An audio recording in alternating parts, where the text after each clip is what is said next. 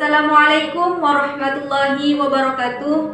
Baik, di video kali ini saya akan menyampaikan tentang Kiai Hasyim Asy'ari.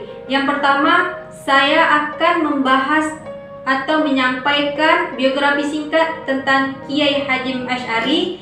Yang kedua, saya akan mengenalkan salah satu karya atau kitab Kiai Hasyim Asy'ari dan sistemika dalam penulisan kitab tersebut. Dan yang terakhir itu pengaruh Kiai Hasyim Asy'ari dan kitabnya terhadap pembelajaran hadis di Indonesia.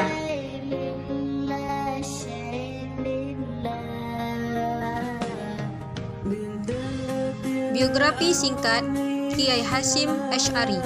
Kiai Hasyim Asy'ari mempunyai nama lengkap Muhammad Hasyim putra Kiai Asy'ari, putra Kiai Abdul Wahid, putra Kiai Abdul Halim, putra Kiai Abdul Rahman, Pangeran Sambo, putra Kiai Abdullah, Pangeran Benowo, putra Kiai Abdul Rahman. Sedangkan ibu beliau adalah Halimah. Ibu beliau juga merupakan bangsawan yang masih mempunyai hubungan kekerabatan dari Jaka Tingkir. Kiai Hasyim Asy'ari dilahirkan di pesantren Gedang, yaitu 2 km arah utara kota Jombang, pada hari Selasa, Kliwon 14 Februari 1871 Masehi atau bertepatan dengan 12 Zulqa'dah 1287 Hijriah. Kiai Haji Hasyim Asy'ari dianggap sebagai guru dan dijuluki Hadratul Syekh, yang berarti Maha Guru. Kiprahnya tidak hanya di dunia pesantren, beliau ikut berjuang dalam membela negara. Kiai Hasyim Asy'ari wafat pada tanggal 25 Juli 1947 Masehi, bertepatan dengan 7 Ramadan 1366 Hijriah.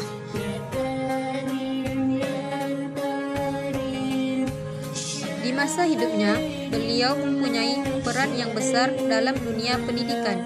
Sedangkan dalam perjuangannya dalam rangka merebut kemerdekaan melawan Belanda, beliau gigih dan punya semangat pantang menyerah serta jasa-jasanya kepada bangsa dan negara. Kiai Hasyim Asy'ari juga belajar fikih mazhab Syafi'i di bawah bimbingan Syekh Ahmad Khotib Al-Minangkabawi, yang juga ahli dalam bidang astronomi, matematika, dan aljabar. Peran Kiai Hasyim Asy'ari dalam pengembangan hadis di Indonesia dipandang sebagai ulama berpengaruh dan seorang ahli hadis yang mendapat isnad mata rantai dari gurunya Mahfuz Termas, yang merupakan ulama hadis terkemuka Indonesia, sehingga beliau sangat berkompeten dalam penulisan kitab hadis yang berjudul Risalah Ahlus Sunnah wal Jamaah. Peranan Kiai Hasyim Asy'ari sangat besar dalam pembentukan kader-kader ulama pemimpin pesantren, terutama yang berkembang di Jawa Timur dan Jawa Tengah.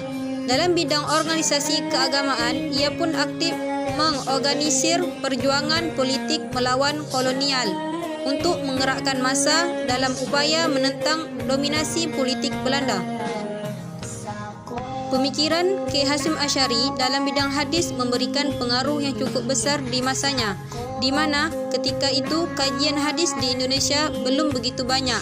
Bahkan bisa dikatakan melalui kitabnya Risalah Ahlus Sunnah wal Jamaah fi Hadis al-Mawta' wa Asrad al-Sa'ah wa Bayan Mafhum al-Sunnah wal al-Bid'ah, beliau telah berhasil meletakkan dasar-dasar kajian hadis dan solusi teologis bagi persoalan yang sedang dihadapi masyarakat.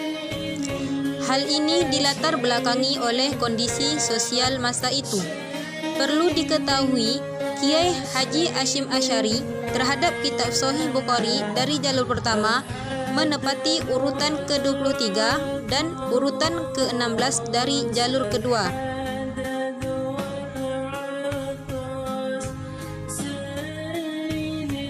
Selanjutnya, mengenal kitab Risalah Ahlus Sunnah wal Jamaah. Kitab Risalah Ahlus Sunnah wal Jamaah, kitab ini menjelaskan tentang beragam topik seperti kematian dan hari pembalasan, arti sunnah dan bid'ah, dan lain sebagainya. Pada bab pertama dalam kitab Risalah Aswaja, Kiai Hasyim Asy'ari menjelaskan tentang sunnah dan bid'ah.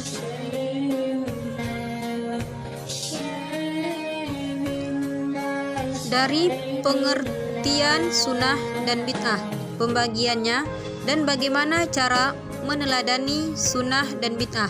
Semuanya dijelaskan dengan menggunakan dalil baik dari hadis maupun Al-Quran, dan untuk menguatkan dimasukkan juga argumen-argumen dari para ulama.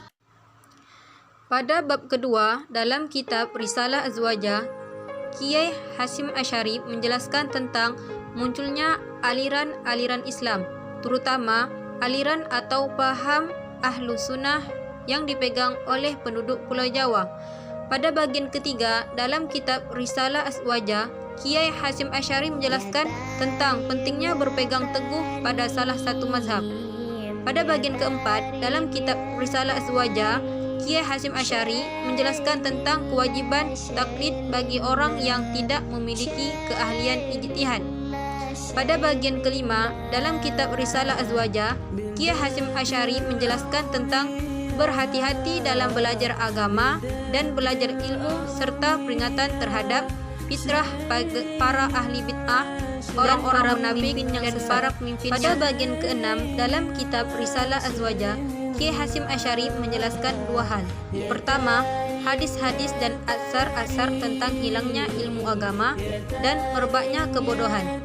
Kedua, peringatan dan pemberitahuan Nabi bahwa zaman atau perkara yang akhir itu buruk, bahwa sesungguhnya umat beliau akan mengikuti orang-orang yang membuat perkara-perkara baru dalam agama, bid'ah dan hawa nafsu, dan bahwa Islam hanya dipegang di kalangan tertentu. Pada bagian ketujuh dalam kitab Risalah Azwajah, Kiai Hasyim Asy'ari menjelaskan tentang dosa orang-orang yang mengajak kepada kesesatan atau membuat kebiasaan jelek. Pada bagian ke-8 dalam kitab Risalah Azwajah, Kiai Hasyim Asy'ari menjelaskan tentang pecahnya umat Islam menjadi 73 golongan dan pokok-pokok golongan yang sesat serta golongan yang selama. Pada bagian ke-9, Kiai Hasyim Asy'ari menjelaskan tentang tanda-tanda hari kiamat. Dan pada bagian ke-10 dalam kitab Risalah Azwajah, Kiai Hasyim Asy'ari membahas tentang kematian, pendengaran dan perkataan orang-orang yang sudah meninggal dunia, pengetahuan si jenazah tentang orang yang memandikan, memikul, mengafani dan memasukkannya ke dalam liang kubur, pengetahuan kehidupan dan kembalinya ruh kepada jasad. Demikian yang bisa saya sampaikan. Semoga bermanfaat. Wassalamualaikum warahmatullahi wabarakatuh.